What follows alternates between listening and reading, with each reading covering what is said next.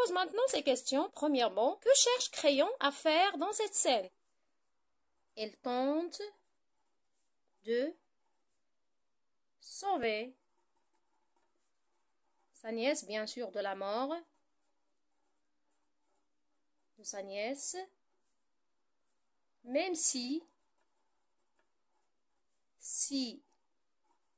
la loi est plus forte que la famille, parce que ça fait partie de la famille royale.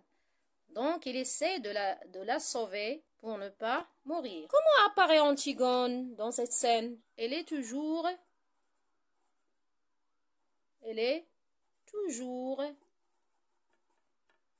entêtée. Elle n'écoute personne. Il veut réaliser son projet. Et parfois, elle paraît orgueilleuse.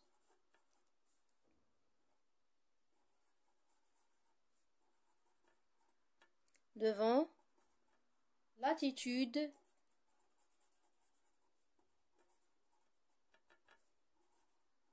de son oncle, qui est le roi. Alors, c'est lui le roi. Quel est le sort de celui ou celle qui ne respecte pas la loi? Le sort, c'est la mort.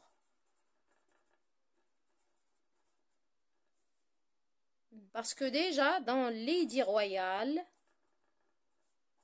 qu'on a vu dans la scène du prologue, il a interdit pour n'importe qui de violer la loi. L'édit royal a proclamé que la mort, c'est le sort de celui qui ne respecte pas la loi. Après vos lectures de cette scène, on essaie de valider les hypothèses de lecture. Premier argument, c'est quoi? C'est rappelle l'histoire sordide de sa famille, son père et ses deux frères. Deuxième argument, s'il lui rappelle les souvenirs de l'enfance, où il lui a offert une poupée comme cadeau. De quoi s'agit-il dans cette scène? C'est une scène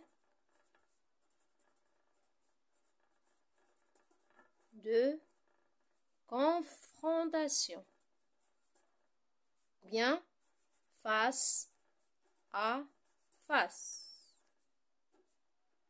où il y a une tension dramatique.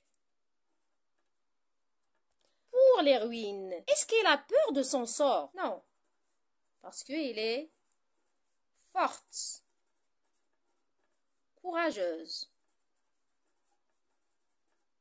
Il sait ce qu'il veut. Et puisqu'il sait son sort, donc il ne va pas avoir peur. Le sort, c'est la mort. Si on revient à la scène et on regarde les longues répliques utilisées par le roi, comment appelle-t-on ça dans le lexique de théâtre? Ce sont des tirades. La tirade, ce sont de longues répliques. واش باقي متبعين معايا؟ شوفوا دابا les indices de langue. On va essayer de relever quelques figures de style dans la scène. Première figure, on a faites comme moi. Ici, on a utilisé comme, donc c'est la comparaison. Oui, une autre figure de style, l'orgueil. d'Édipe. Alors, de quelle figure de style s'agit-il dans cette phrase? C'est quoi? La métaphore. L'orgueil comme Oedipe. Donc, il y a le manque de comparaison. Est-ce qu'il y a une autre figure de style? Le malheur humain.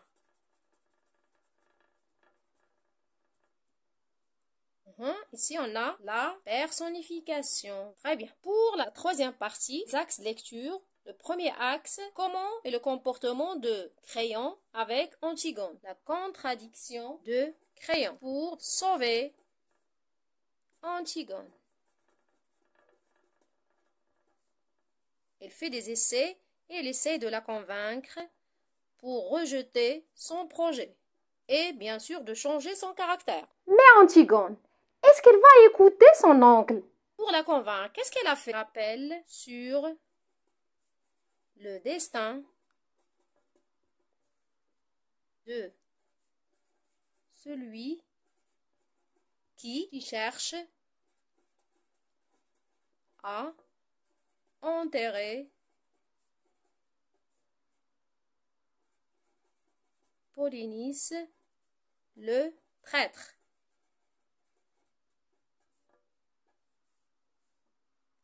C'est la mort. Voici le troisième axe. L'obstination d'Antigone lui permet de retrouver la famille d'Édipe. Alors, qu'est-ce qu'on a dit? Bien que le roi proclame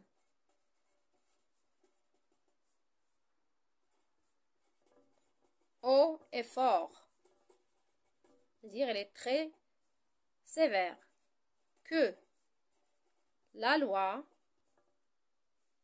oui, est faite pour tous. Elle a tenté de sauver sa nièce. Mais quel est le caractère d'Antigone? Bien sûr, cette dernière refuse et s'entête, comme d'habitude, à vouloir enterrer son frère. Il a une décision et il ne change pas d'avis. Donc, quel est son caractère? Elle ne craint rien. Elle ne craint pas. Elle ne craint pas la sanction